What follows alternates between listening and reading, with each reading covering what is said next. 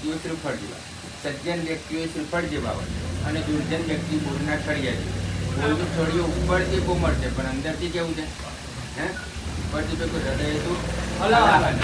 ઉપરથી તેમને એમ લાગે કે આ તો મારા માટે બધું કરી ચૂક્યા, ચૂંટણીમાં ઉભો રહ્યો છે કે મારી પાછળ જ છે 100 જણા, પણ હૃદય તું હલાહલ. અંદરથી જે ભાવ હોય ને એટલે ભગવાનને શ્રીફળ અર્પણ. શ્રીફળ એ સજ્જન વ્યક્તિની નિશાની. ઉપરથી ભલે કઠણ છે. કોઈ બી વ્યક્તિ તમારો વડીલ ગમે તે કોઈ કહી દે કે ભાઈ તમે આ કરો છો ખોટું કરો છો, આ કર્યાથી આપણને નુકસાન જશે, ભાઈ આપણે તરત માની લેવું જોઈએ. એટલે કઠણ વ્યક્તિ શ્રીફળ જેવું. એક ફેરો સાચું કહી દે પછી તમારે કરવું ત્યારે ના કરવું એ તમારા હાથમાં છે. એટલે ભગવાનને પ્રાર્થના કરીશું, આવા ફળો અર્પણ કરીએ છીએ, એવા સારા અને શુભ ફળો અર્પણ મારા પરિવારજનોને, ધારપુરા ગામને દરેક આવા ફળો અર્પણ કરાવું. વિશિષ્ટાર્ઘ્ય ફલમ સંપાદયામિ. પાણી પૂર્ણ. માતાજીને નમસ્કાર કરો. પાપી પ્રપંચ કરવા બધી